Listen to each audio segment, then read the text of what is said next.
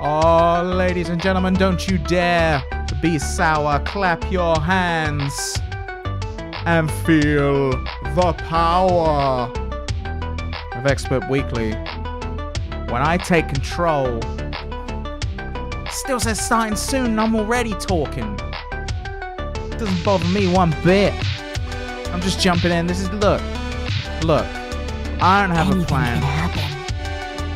Yeah, that's right. Anna's here as well. I'm gonna turn this music down. We're in charge. That was a beautiful intro. I gotta say, that was masterfully done. Thanks. We're in. We're live now. This is just happening. Hang on. I made it. So it's just the XSplit 2016 recap video, but I was just like, I'll put that there, and it kind of looks professional. With your level of intro, it's actually funny, but I'm complimenting you on your intro because I do the exact same thing with my casts. I start talking while the camera's still off. Oh, really? So here I am just being all, wow, Chris, it's amazing what you do because it's so similar to what I do. Speaking of Chris, hi. For those of you watching, who is Chris? Oh, who am I? Why did you take over XSplit Weekly? Why are you here? Well, there's a number of reasons. First of all, Brandon is doing some really cool things over at Twitch at the moment, I believe. Isn't he? We'll be talking about some of those later. Yeah, he's doing some cool stuff. AJ's away, and then it was a scramble at the last second of like, who the hell can speak and is available to do this? We found you on the street. You know, we were walking around and we saw this nice young British man sitting homeless on the street. We said, can you come host? Can you? And I said, you know what? I can be that man for you. All right. So as for me, you all already know me. I am Monkeyism. I'm the Canadian community manager for XSplit and Player.me. I attend conventions and I do content creation and I write cool blog posts on how to grow your stream, how to grow your charity streams, all that cool stuff. But what about you? What about yourself, Chris? Well, I do a whole bunch of things, particularly for XSplit. I'm my title has actually changed lately. I'm a content producer for XSplit. I think that's the first time I've publicly thrown out the exciting new title. I produce content. Oh, and Chris is verified on Twitter. So I just, I am telling you, in our world, it makes such a huge difference. When you tell people, oh, they're verified on Twitter, suddenly everyone's eyes light up and they get hungry. They go, oh, seriously. Who are you? What can you do for me? I'm a little bit older than the average bear, and just by a little bit, by a tiny bit. And I enjoy telling the story of when we were at E3, and you introduced me to some like pretty big name streamers that had just been on a panel you were doing on our stage. And it was like, oh, here's Chris. He does some TV in the UK. And they were like, yeah, cool, great. It was like, he does, like, he hosts this stage, like, after he's produced it and stuff. And that, that's great. And he was like, he's verified on Twitter. And they all, like, suddenly it was like I existed. And they all looked at me and were like, oh, whoa. And I was like, yeah, that's right. And suddenly they're all like, oh, nice to meet you. It's just, my microphone needs a little bit more volume. I did turn you up a little bit. I can. Oh, okay, perfect. Let us know if that is good. Is this a good volume for me? That is. That does. I did have you kind of low to begin with, but let us know if that sounds crappy. So. And I hope you guys don't get into the mode of judging streamers or content creator based off that. It's just when we go to a convention, it's a lot of people, wanting things from us, and for us, sometimes is just to kind of place a person, because when people come talk to us, we don't always know, all right, can I talk with them openly about streaming? Or is this somebody that I should kind of be putting on, my parent face? Like, hey, you're a parent of a kid that watches my content. Well, I am absolutely wholesome. Don't you worry. So that's why too, it's kind of, they were trying to place you. They're like, okay, he does TV.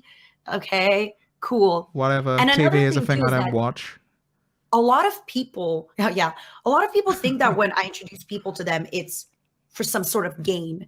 No, it's just, you're there and I love you. I'm not in love with you, but I love you. So I want to introduce you to my friends. But you could see it in their face. They were searching. They're like, why is she introducing us? What's interesting about this person? Exactly. Why would she bring him to the party? He's just a man sitting at a table, as far as I can tell. A man sitting at a table, exciting. Yeah, of all the other people sitting at tables. But before, I want to get more into this because I find this stuff interesting. Go ahead. We should talk about XSplit related things. Also, hello to people in the chat. Hello. Hello. How you doing? Oh, we typically don't notice them. We act like they're not. I'm kidding, God. I'm kidding. Notice them. Notice. Does UGR run a very? He runs a like very not acknowledging the chat kind of stream. No. He's just like, ain't nobody there. Ain't nobody got time for that.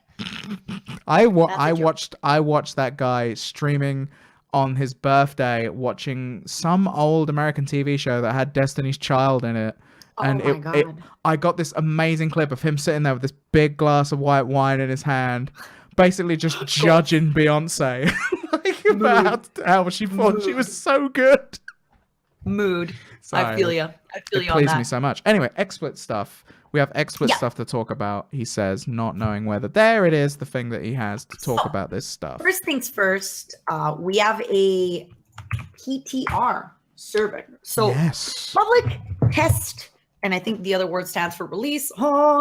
Basically, if you like to break things, if you want to test things to their limit and absolutely destroy them and then send us the feedback, this is for you. It is a play toy for you to use and abuse and just go crazy on. And we just updated 3.1. We just released the 3.1, so we have a bunch of updates. I linked the blog post in the chat. Yes. So if you want to get a little bit better acquainted, I could make... Oh, no, I could. Don't worry. I would make it appear on the screen, but it'll look all crappy and weird because I forgot to put it there. I've put the other stuff there. Okay. Don't worry. Hey, guys, I'm a professional at what it is I do. And who knows what that is, because content producer's very vague. So Yup. I mean, look at me. I've been producing content for 3.5 years, and I still, if ever my headset disconnects, I don't, you know, when you have to go on your computer and kind of put it as the main microphone or the main headset. Yeah, seriously. I need people to guide me through that. I'm good at being funny. Okay. You are. So I'm not good at computer things. I'm not bad. I've got I've got two different things. I've got the Astro mix amp thing, which is it's nice, right? But then I've also got like a Focusrite external sound card thing for this ridiculous microphone. Fancy.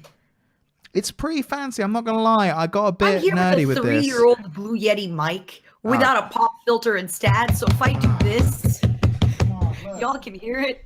I got this whole situation going on. I got like a big arm.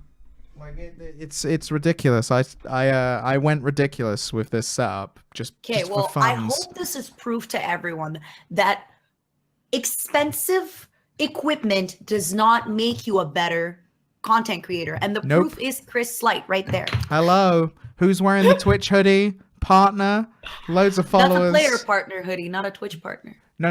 I meant you. Yeah. Oh, they can't really see it because it's covering. I wasn't showing off because I'm like a player staff member. This like is I work for them. They sent, I think they only made 1,500 of these. They send them to everybody in native, and then they send them to a few partners. Oh wow! I'm not bragging or anything. Just it's pretty cool. Like I think whatever. You'd think as you get older you'd be above these things, but I do still see like these like nice hoodies and stuff, and I'm like, oh, I wouldn't mind one of them. No. Them sweet. No. Purple hoods. It only gets worse as you get older, because then you start comparing your Ferraris, and then you start comparing your kids' achievements, and then your grandkids' achievements, and then your dog's achievements. Like, please, it only gets worse. And none of us have purple hoodies, and what are we to do? But I have a purple Twitch hoodie. Yeah, you do. Please. But here's me. Please. I'm compensating with this microphone. Look at this. Hey, look at this thing. You got the Twitter verification. That's true. What not to do on XSplit Weekly? Put two talkers together. XSplit Weekly is basically just Anna and Chris without the wine shooting the shit. Yeah, this is the thing. Once we get this pesky news out the way, that's basically what I want this show to be. That's all we're doing. But seriously, we're gonna do that on your show too soon. Not to plug it in, but to plug it in. So if you like If you like breaking things, XSplit PTR is for you. Do check it. Moving on next, we are going to be creating content from Insomnia 61, Yes. which is, think of DreamHack, but more British. Yeah. British DreamHack.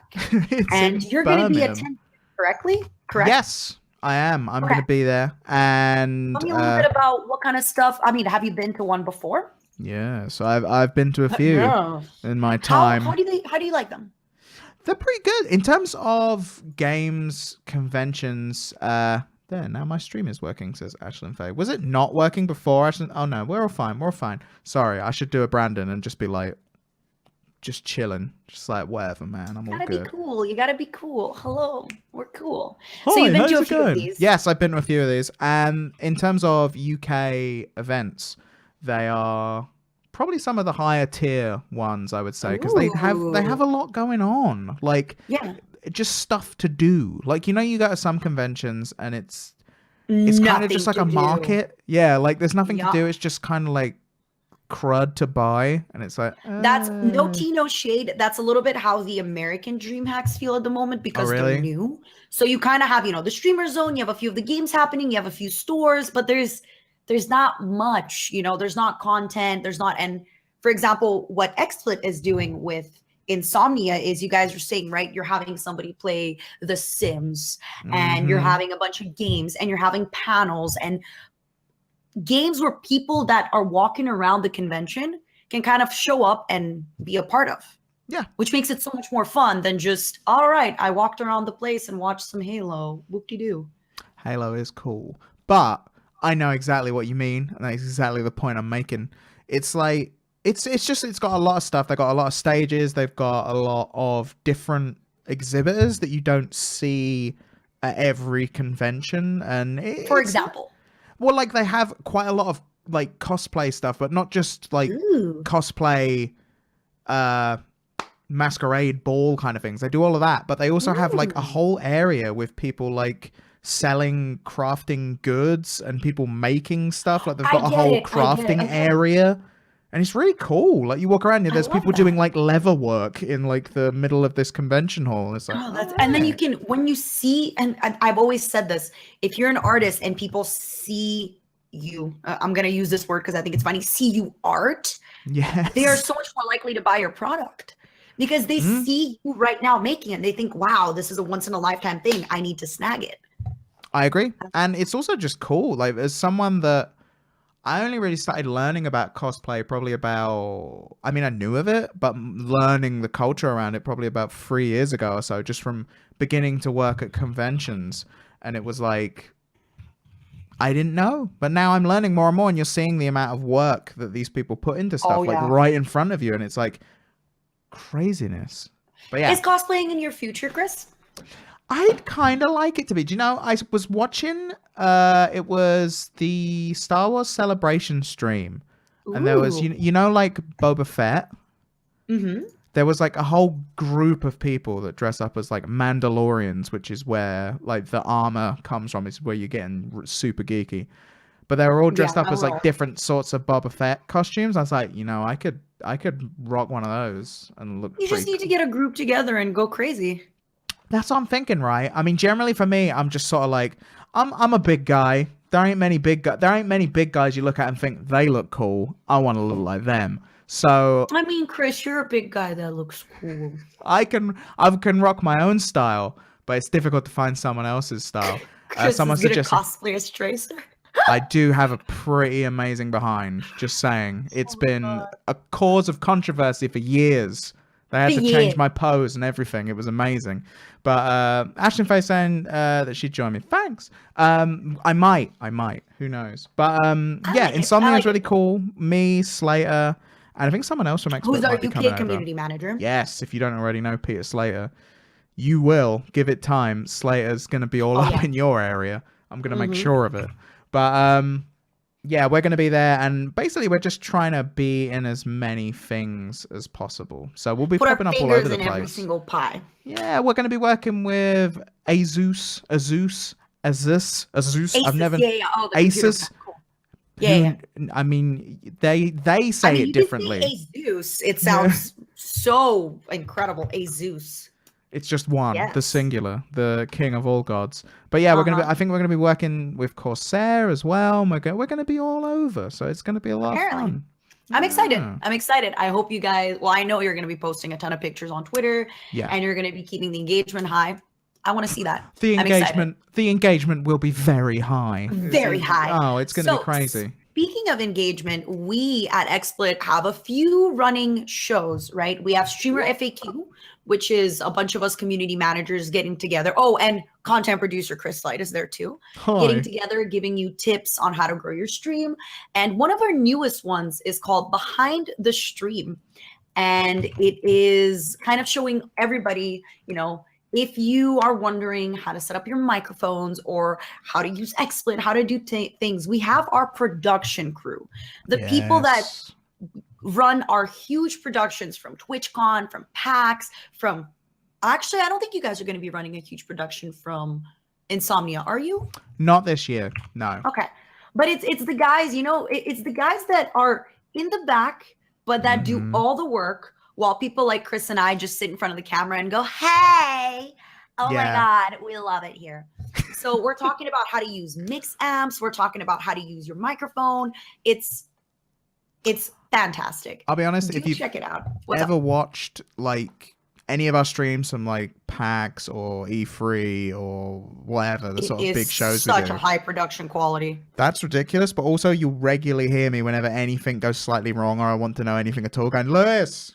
Where's Lewis? It almost sounds like you're saying Lois from Family Guy. Lewis, where's Lewis? And he is the man that knows everything. And you can see him up there, Lewis Vigil. He is the man. He's with the challenge shirt. Yes. Aww, Armando, Lewis. he is also man behind the desk. He runs a lot of stuff for Alienware. It shouldn't be too long. I mean, we'll see him at TwitchCon because we're going to be all up in that area. If you guys are watching this, I miss you. We all miss you. Lewis, I'll be probably speaking to you tomorrow. And Armando. Armando, I will Look probably see you at whatever the next event is. All right. We're just going to spend the whole episode being like, look how pretty they are. So check out Behind the Stream. Yes. Especially for you tech savvy folks. This is the show for you. I posted the link in the chat.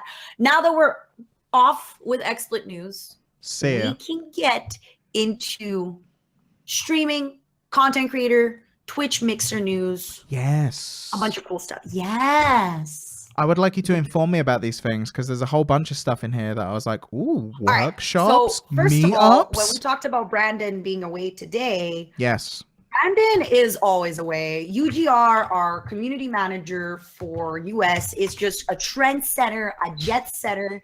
He got invited by Twitch to their Twitch Studios workshop, which I'm not gonna lie, I was a little bit disappointed that it was only open to US citizens. Right. Said, look, I'll pay for my flight. I'll pay for everything. I can sleep on someone's couch. I want to be there. But look at us. We're brilliant here. We are. Look at us. So Twitch. But whatever, not bitter. Twitch is always pushing to make content that does not directly compete with its broadcasters. So Twitch, you know, you're not going to have Twitch staff that are going to make a Twitch show about just streaming a game. No. So what they did with Twitch Studios is they basically flew in a ton of content creators that either have inquired about hosting or that already host a little bit or that wish to host more. You had people like Black Enola who hosted League of Legends, a ton of League of Legends things.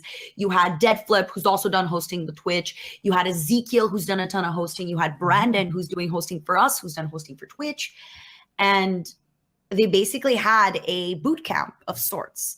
And this is where it's kind of cool, and I do adore Twitch, is that they posted all of the boot camp info on their channel. So I linked it down below. If you want to take a look at everything that was talked about, you can. Oh, it was all so just even free? though Chris and I, for free, you don't need to be subbed to the Twitch channel. Even though Chris and I couldn't attend because we're not born in the land of the great and the free, we can still get all this information and put it in our brain by watching. Chumps. Isn't that incredible? Ah, we got it for free. We didn't even have to go to your country. We got it for nothing. I mean, Brandon didn't have to pay to go because he's a celebrity. Hello? Yeah, true. He's not verified on Twitter though, Anna. Oh, where does your Is he? verification get you? Not to Twitch Studios, I'll apparently. be honest, Anna. Other than that one time that your friends were impressed, it doesn't get you anywhere. Because this is the funny part, is that anyone that's done TV or anyone that has like, especially now, for example, people at Square Enix or Ubisoft are getting verified. If you work for a large gaming company and you're high up, you will be verified, especially in the community positions. Yeah. So you'll have my contacts from Intel, from Ubisoft and Square Enix be verified, and then they're dealing with these broadcasters that have 2 million following over all these social medias that aren't verified. I love it, because to me it doesn't matter. No. But some people, even our very own Peter Slater,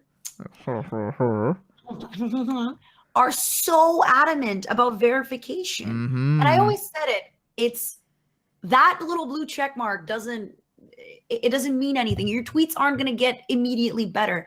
Tweet good things, engage with your audience. Don't be I'm going to use the British word for that, dickhead. Don't be a bellend.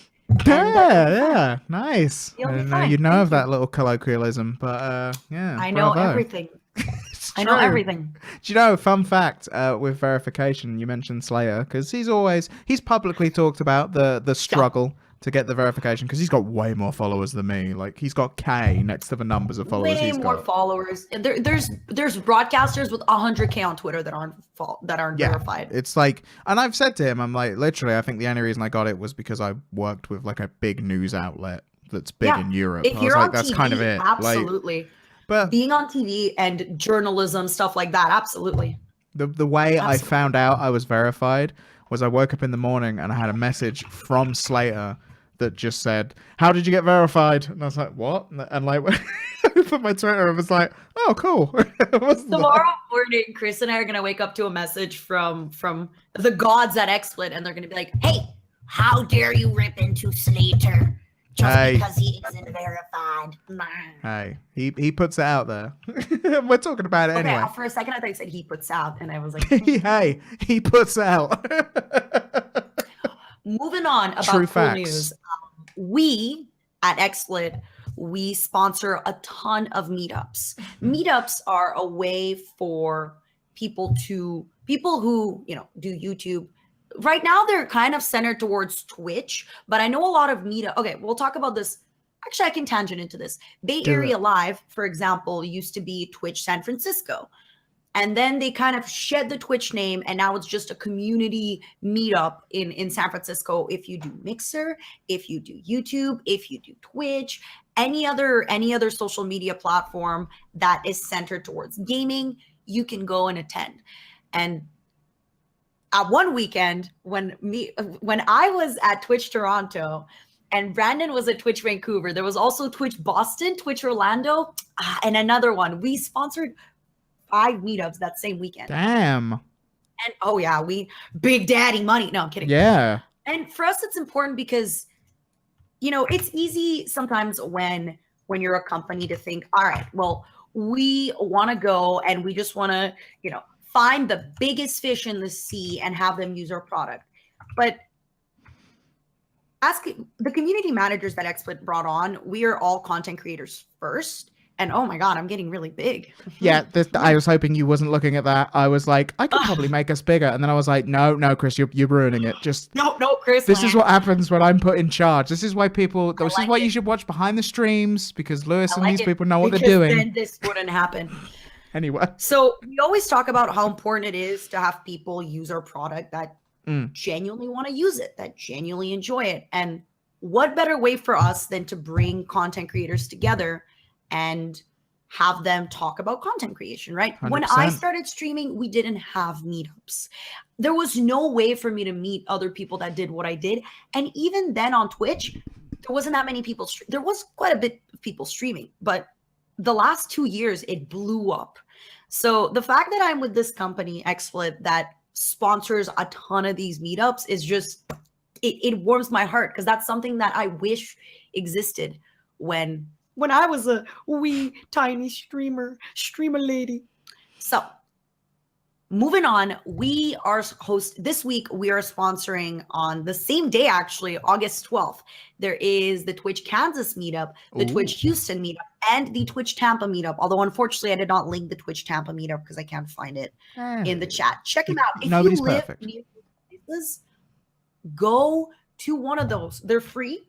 You usually have some form of drink tickets. You have a ton of free swag from awesome companies. You get to meet and talk to other content creators, which is amazing because, you know, they're in your area. So if you think to yourself, man, I wish I had somebody to play Mario Kart with on Fridays on the stream. Boom. Here you go.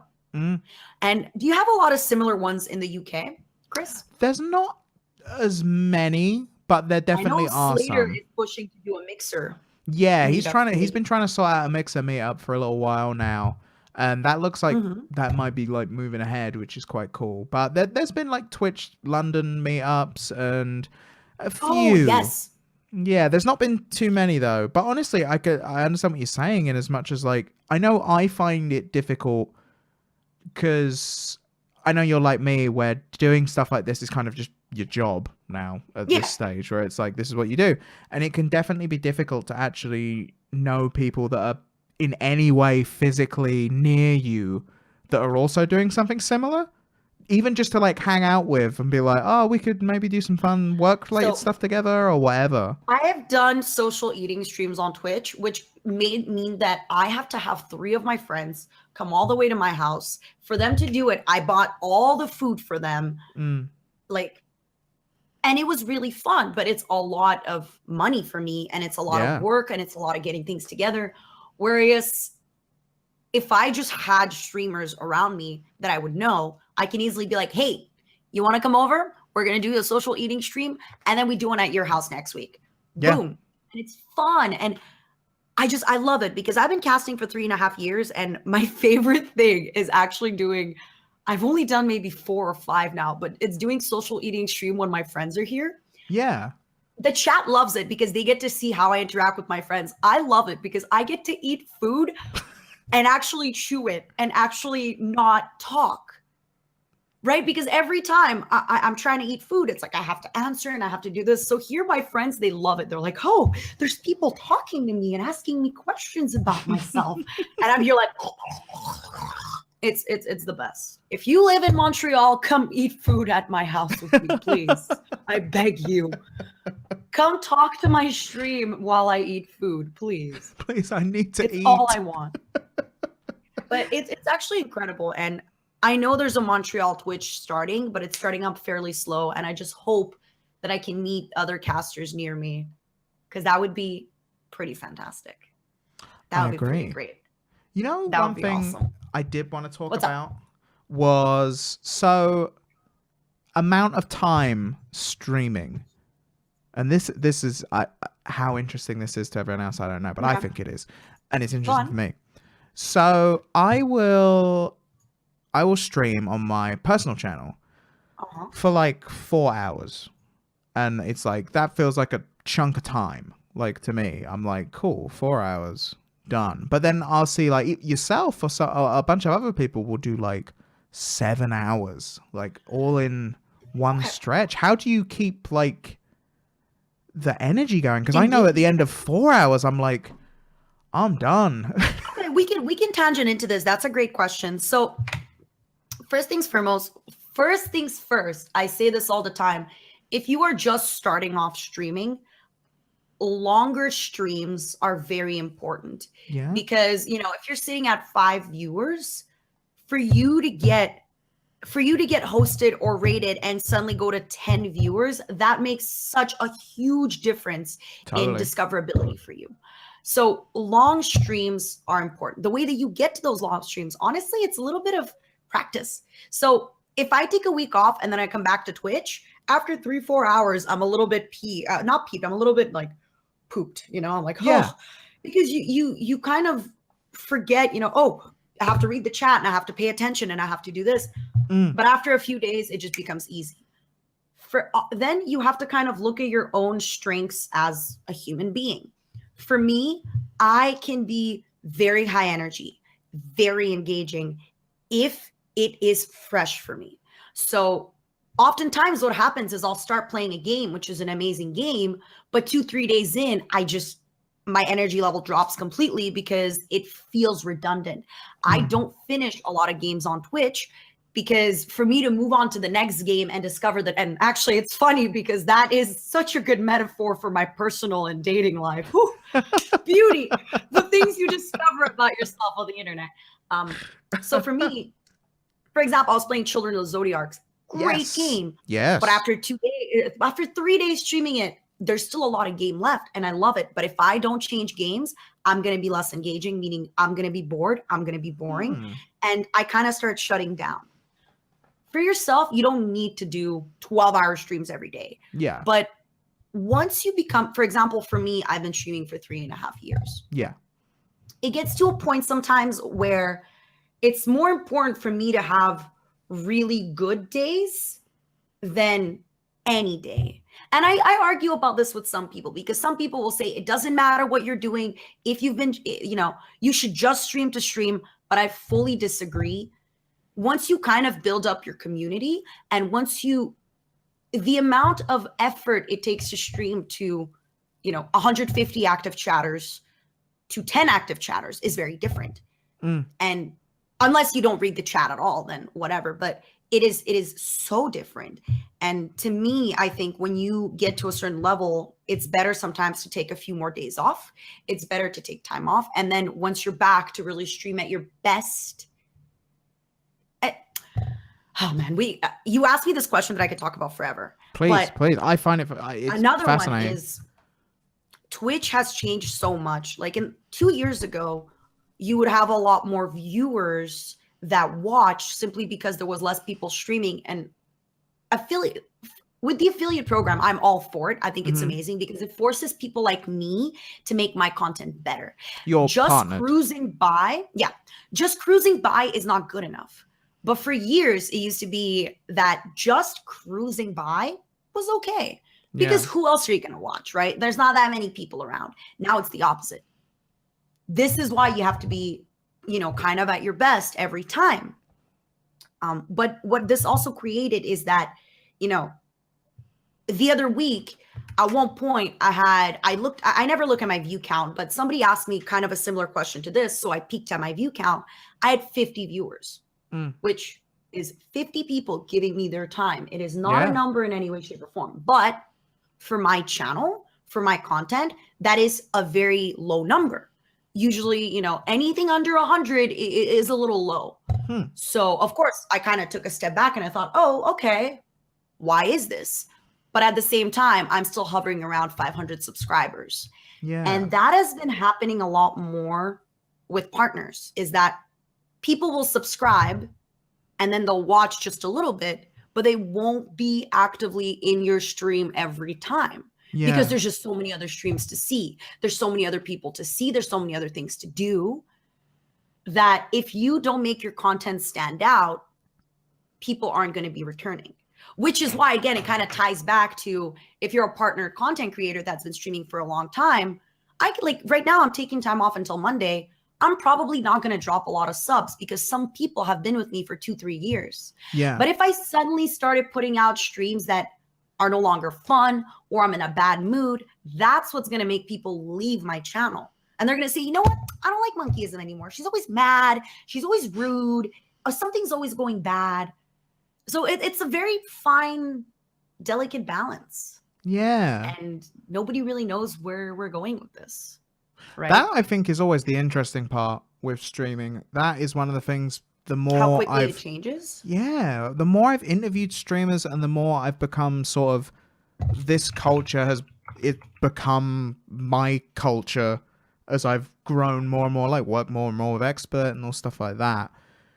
It's definitely interesting just having those conversations with people being like, so where do you think this will be in like even a year? Like, I think Twitch is about to hit mainstream really, really hard. I think it's already been hitting mainstream.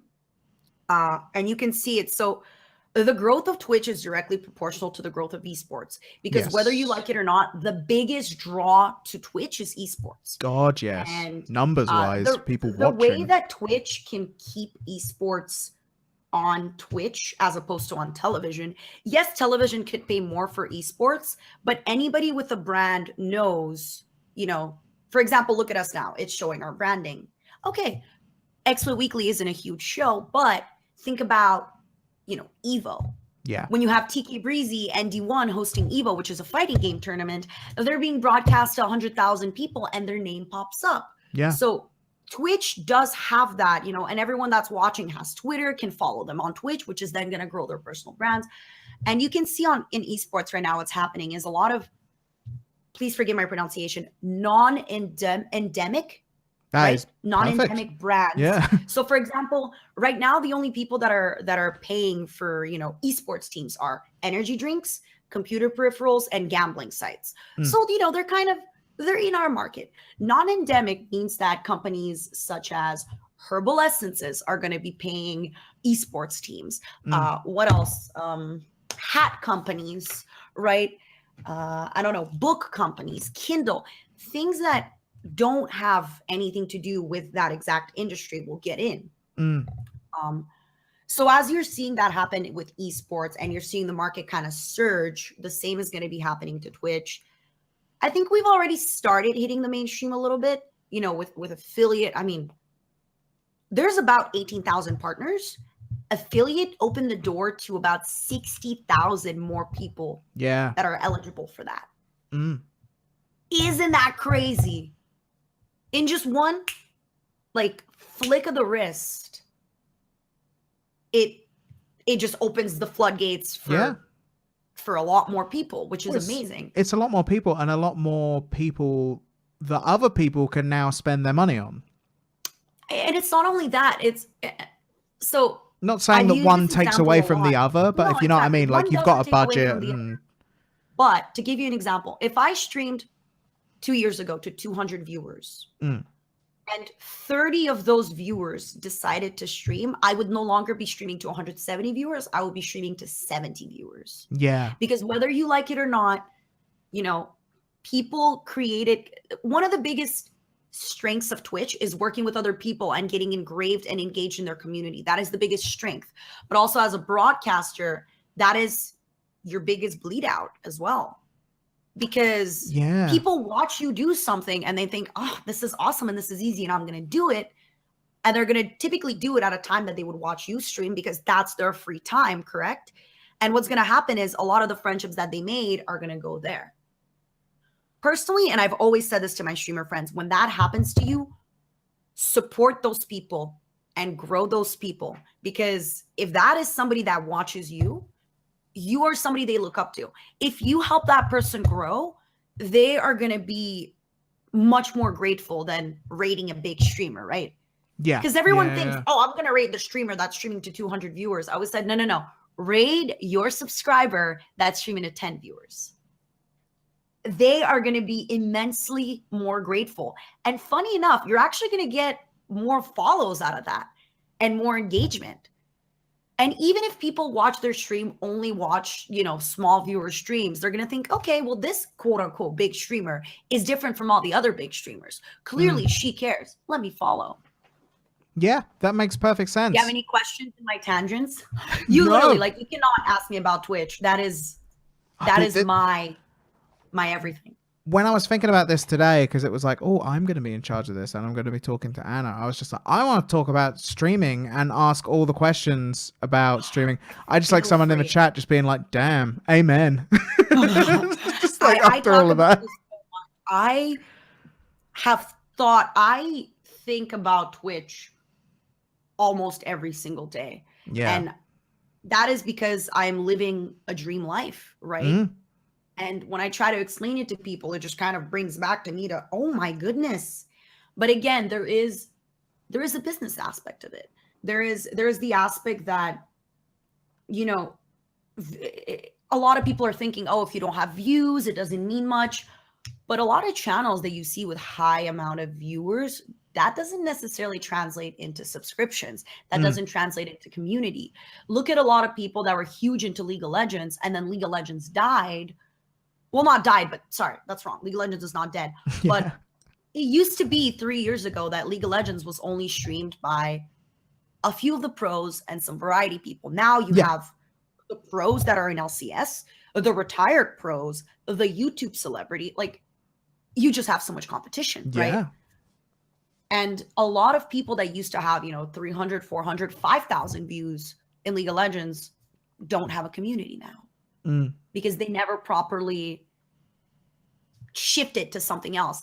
And that to me is so fascinating, is how you can at one point be the biggest fish in a category and dominate it, but then a year later you're a nobody. Look at Madonna, who reinvents herself constantly. And Madonna is still looked up to. She can sell albums, she can sell stuff. But why do you have people that can't, if you look at Christina Aguilera and Gwen Stefani, Christina Aguilera was a much bigger celebrity than Gwen Stefani was. And yes, no doubt it's one of my favorite bands. But nowadays, Christina Aguilera, she tried to release music several times, completely flopped, whereas Gwen Stefani is kind of everywhere. Yeah. I see what you mean. And that is part of it that I've always found so interesting, which is like you say, because you see those examples of people that are like, oh, this is the biggest YouTuber, for example, in the world. Like, I can't think of one. But anyway, there are people that have been like huge, millions of subscribers, and then, like you say, just drop off. 2,000 views on a video, 5,000 views on a video. And then you have my teammate, John Sandman, who just hit 500K. He's been doing YouTube for about a year. His videos, 100,000 views, 200,000 views. Damn. Loser Fruit, who has been doing YouTube for also not that long, 200,000 subs on YouTube, 200,000 views per video, every single video. But you have people with 3 million that are hitting 5,000, 7,000 views. There is always like, that's even taking it back to Twitter, it is crazy that I know people that are like, they have like the 25,000 people following them, but then it doesn't equate to anything when they like go, oh, look, watch my video, or oh, look at my new thing. And it's got like 10, 20 views. And you're like, why 25,000 people? Only 10 people clicked on this thing? This is crazy. And I always find that interesting just in terms of the future with like, okay, so if that can just happen so quickly, like how do so like some people like yourself and stuff like that go, okay, I'm going to constantly keep ahead of the curve because I want to keep this going? I'm going to be honest with you. I've struggled with it. Like last year, I very much had a big breakdown because I started noticing that I was making like a fragment of what I was making, which again, once you make it your job and once it starts paying your bills, it is your job. What you make is important. I started noticing a decline in viewers, although a rise in subscriptions, right? Which is nice at first, but then when you think about it, okay, but what if I don't keep growing in viewers? I'm not going to grow in subs. One of my good friends, she shall not be named, she has been struggling quite a bit because now she's saying, her savings are running out and stuff like that. And a lot of times when people see her, they see her as so successful, but I don't know the answer to that. Honestly, it's very worrisome. Because, so I talk about Mixer a lot, and I once had somebody be like, wow, I can't believe you can bullshit about Mixer for so long, but I'm really not. So the reason Mixer needs to get better as a platform is for the sake of every single content creator that wants to live stream. If Mixer is better, it makes Twitch do things better. For example, Twitch started the creative section, right? You had people on guitar, in paint. I know so many people in creative that now do it in IRL because the discoverability of creative is shot. They are sinking. But what did Twitch do? And no shade to you, Twitch. I get it. You're at the top of your game. Why would you fix things? You're going to innovate. So Twitch released IRL. It got a lot of, D-grade celebrities on it. And the reason I say that is a lot of reality TV stars, Andy Milonakis, Fred Durst, stuff like that, came on Twitch, and that puts Twitch more into the mainstream. Because why is Twitch going to save creative? What are you going to do, creative streamer? You're going to stream somewhere else?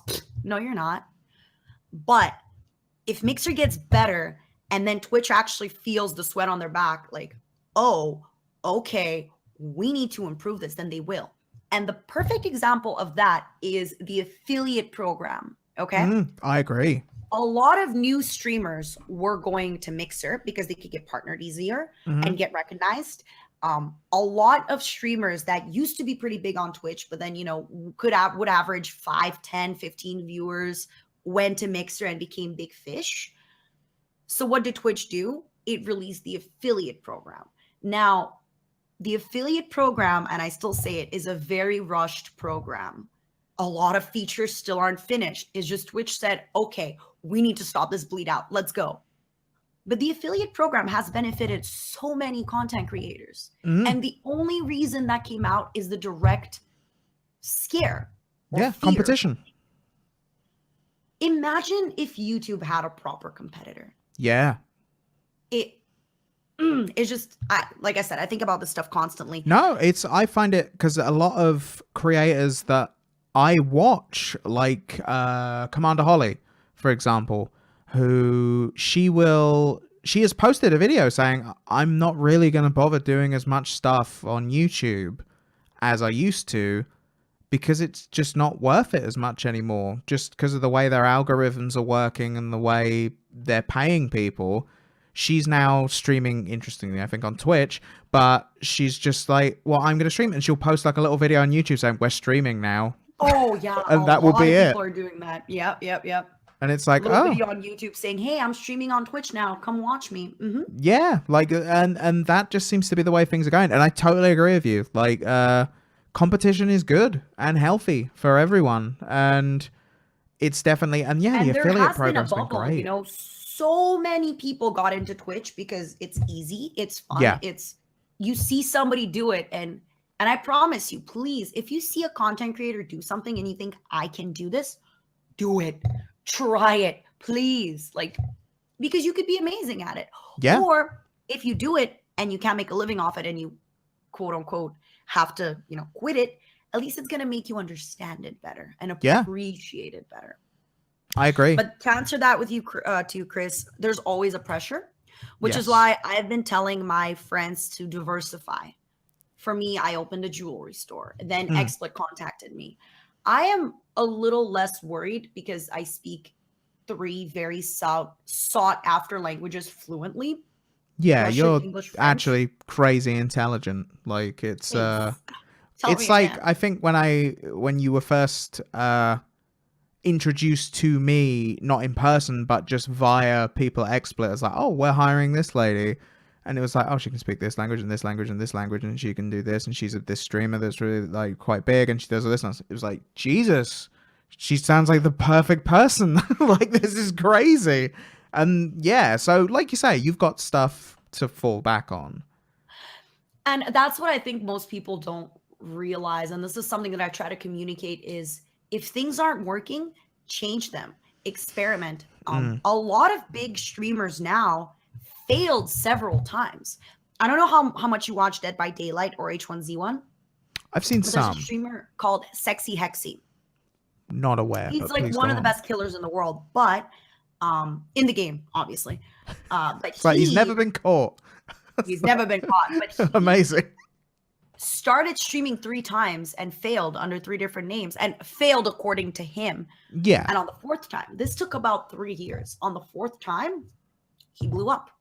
Dan's Game streamed for less than 60 viewers for 2.5 years, for less than 80 viewers for 3.5 years. And now he's Dan's Game. Yeah. You know, even taken back to my friend Loser Fruit, who has a YouTube channel. She's always done all right, you know, like 100, 200 viewers for a long time. Started doing YouTube, boom. Now she's one of the top female content creators. Yeah. So, yeah, some people get a very quick boom, like Kitty Plays did, for example, who was absolutely innovating Twitch for so many people before people were doing that. She brought her marketing genius to it. But for a lot of people, and I'm kind of happy that this is happening, because it's been happening in music and movies forever. You know, like in music, you got to create better. You got to gauge hype. And for Twitch, I'll be honest with you, for the last few years, I've been cruising. super cruising because it's easy. Why wouldn't I? You know? Yeah, no, I get you. That's definitely, it's also something I don't even think, even myself going into it, you don't put that same thought in that you would, like, if I'm writing an article or if I'm making a video or whatever. I will put that thought in to be like, okay, how is this going to be different or interesting or something? Whereas with streaming, I know, like, it's like, okay, I turn it on, I play a game, and I just sort of sit here and chat. Yeah. And it's like, and yeah, that is the format. But, like, you don't think, like, how am I going to be better than everyone else? How is this going to be innovative or interesting? Like, the first time I ever saw AJ streaming, and I was like, oh my God, I have never seen anything like this. This is amazing. He's and it was incredible. so good. He's our Japanese community mate. You already know he's one of the hosts of this show. But also, this is another thing that I have is what AJ's doing is so ahead of its time on Twitch. Yeah. And AJ's product is incredible, but you can have a really great product, but just not at the right time. Oh, which is totally big. And I'll take an example from, I've been streaming the same way for 3 years. 3 years ago, people would show up and say, you're really funny. Back then, there was Duck Sauce. They were like, you're just like Duck Sauce and Tim the Tap Man. Kind of a little bit the good sides of soda popping, but you're a girl. What are you doing? Whereas now, people are coming in saying, this is so refreshing. And 3 years pass. And you kind of have to not take what people say.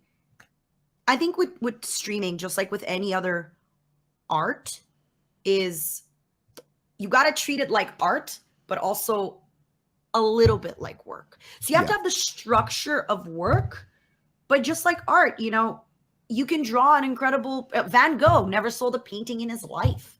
Now he's heralded as one of the greatest painters of all time. There's a lot of painters. What was it? Picasso, cool dude, but I went to his museum when I was in Spain. Cool dude, but I kind of don't get half his art. Doesn't matter. Super famous. It's I'm happy that a lot of people are coming in because it brings a lot of diversity and it forces us to get better. Yeah. And it's interesting times ahead for streaming. And I think it's only going to get more mainstream. I'll be honest with you.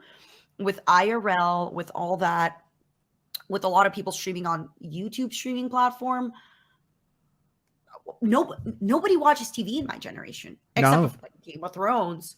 Yeah. Nobody watches TV. No, I agree. I don't. Like, I will sit and watch YouTube or Twitch. Yeah. It's kind of my two go-tos. For hours. Yeah. Oh my God. Yesterday I discovered a guy that, well, not yesterday, but I rewatched him. A guy that eats mukbang on YouTube. What's that? I'll send it to you. It's basically a guy eating food and just talking for an hour. So I'm like, awesome. I'm not so lonely when I'm writing my emails because clearly this guy's eating food. Oh, that looks delicious. Oh, yeah, that does sound like. Yeah, I love food and men, so it's easy. Combo the two. Yeah. All right. Let's actually hit a few because we have 10 minutes left. Yeah, so we should probably start hitting the key points. Really important gaming news that we have ahead. Gaming news. We have, and I hope, before we jump into, I hope you all enjoyed this. I love talking about Twitch. Chris, we can talk more about it on your show sometime. I would love to. Agree. I'll actually connect you with my community manager so he can set up the time because I ain't got time to set up time, We'll figure out. We got this. We got this. So, gaming news. We have Sonic Mania release, and actually the article that I'm going to link is from Forbes. Apparently, it's very reasonably priced. Very reasonably priced. Oh, sorry. No one heard that. Have you played a lot of Sonic? Me, I played... Yeah, I would say actually, yes, I have. Yeah, I have played quite a bit of Sonic. I was about to be like, have I? And I was like, no, you have. You've played quite a bit of Sonic games. Yeah, I wouldn't say I'm like a super Sonic fan, but like, I know I can immediately do, like, I can just go here and be like, oh, it's one of the worst games of all time, Sonic 06. Like, just ready. Yeah, just ready to go. So, I feel you. And another thing that people are talking about is how it's actually reasonably priced because apparently Street Fighter 2 came out and it was double the price than what it was supposed to be. So this game is going to be $20. Yeah, $15.99 here in the UK. Which is pretty cool. Yeah. That's pretty cool. Oh, yeah. I'm excited for it.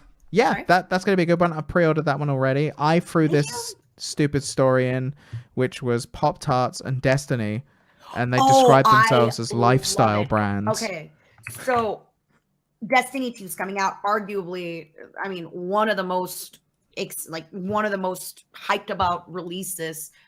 Destiny is huge, and it is huge for Twitch content creators. It is basically from what it was said, it's the biggest game of a genre. It's basically right behind World of Warcraft in terms of open world games at the 100%. moment. And it's amazing. So I love it. I can't wait. I'm a big fan of the first one. If you want to talk, since you added the article, if you want to talk about it. Yeah, basically, it's been sort of arranged as like, oh, these lifestyle partners are coming together. So Rockstar Energy and Pop-Tarts are the renowned lifestyle partners that Bungie and Activision have bought. Our friends in the US will receive a promo related to Pop-Tarts. Buy packages of the toaster pastries adorned with Destiny art, and you'll receive an XP boost. So you can get Pop-Tarts with like Destiny 2 pictures on it and be like, yeah, XP. I think it's really Don't get me wrong. I remember them doing that with Monster Energy for the Call of Duty games and being like, cool, I'll get double XP. It does seem that you are getting a lot of items from buying the cans. You do. Yeah, for the Rockstar drinks, yeah, you do. I've seen these tweets online, which it was hilarious, with people saying, oh, at this point, you're not even going to have to play Destiny. You can just buy Pop-Tarts and Rockstar Energy and like be completely geared up. So, just finish the game, just type in a code and you're like, done. But how does this differ from microtransactions, right? Yeah, it's the same thing. Except you get delicious Pop-Tarts. Except it's not through the game. It's outside of the game. No, 100%. And you don't feel that it's a microtransaction because you also get something for it. I agree. Moving along, though. I think it's genius. I love it. I agree. I'm a fan. I just like that they called them lifestyle partners. I found, I was like, lifestyle of Pop-Tarts. The Pop-Tarts and energy drinks alone. I was like, Pop-Tarts and energy drinks lifestyle. Everyone's having fun. But yeah, a game called Hellblade has come out recently, which was made by Team Ninja. And it has an interesting mechanic in it where if you fail like a bunch of times, it will just delete your save and make you start again. And that's just in the game. Like, it's just part of it.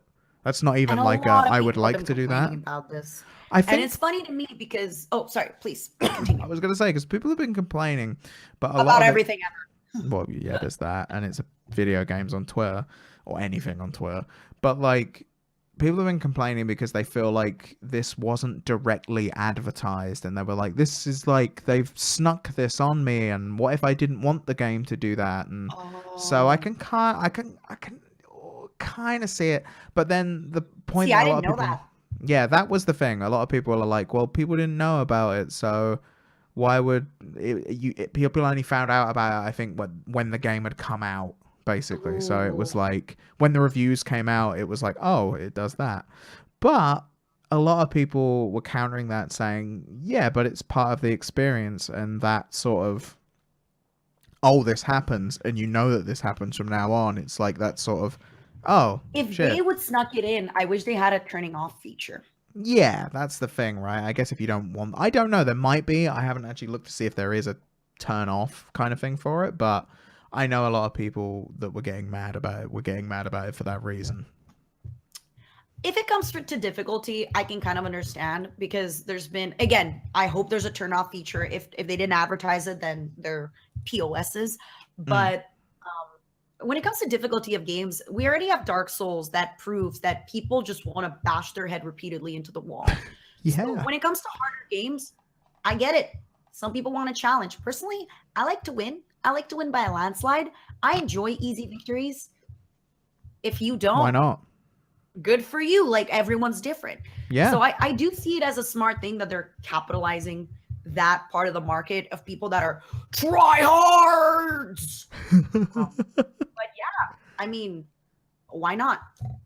Again, companies, tell us what your product is like, especially if it has something huge huge like that. Yeah, I agree.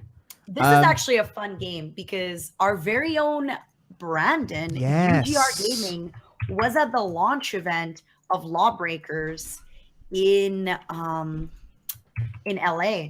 Like I said, he's a jet setter. And a little bit of trivia. So Cliffy B, who was a huge lead designer on most of the Gears of War series, he left. And this game ended up being Lawbreakers, ended up being an independent venture from him. There's a lot of positive reviews on the game. Have you seen it? Have you played it? I have, on both counts. I played it, I think, when we were at one of the PAXs. I can't remember where it was, but then I played the beta as well. And beta.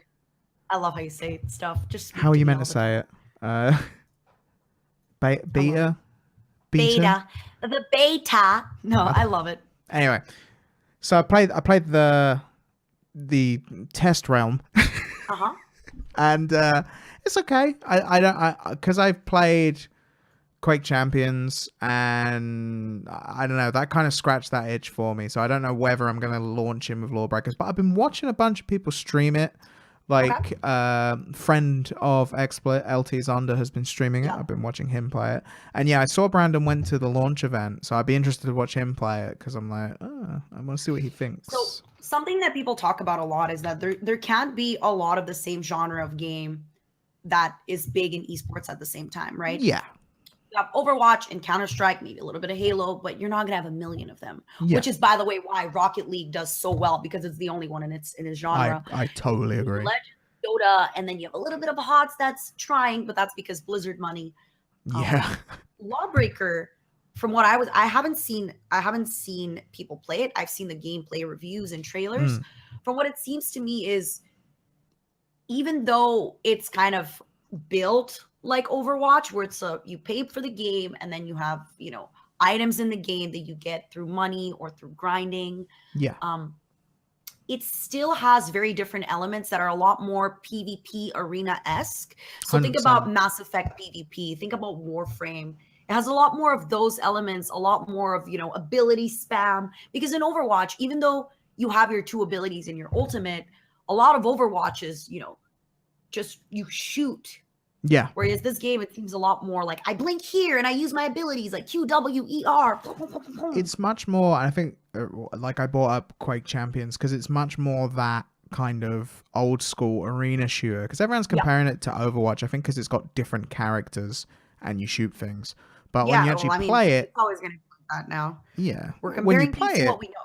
Yeah, exactly. It feels way more like an old school arena shooter than Overwatch does. So it's kind of got that vibe to it. But yeah, I want to see Brandon play it mostly. I have certain streamers that I watch, and he's one of the ones that I'm like, oh. And Brandon is actually hilarious with his reactions, with his jokes. I love it. Watching him feels different. He needs to stream Overwatch. He tweeted about this the other day. He hasn't. He was yesterday. Was he? Damn it, I need to see that. Yeah, I didn't know. I saw him tweet, and I've seen him talking about playing it, but I was like, because I find that game difficult to stream. But anyway, we should our final. Yeah, again, thank you for asking me all those questions about Twitch. We have to talk about them privately. Friends, yes.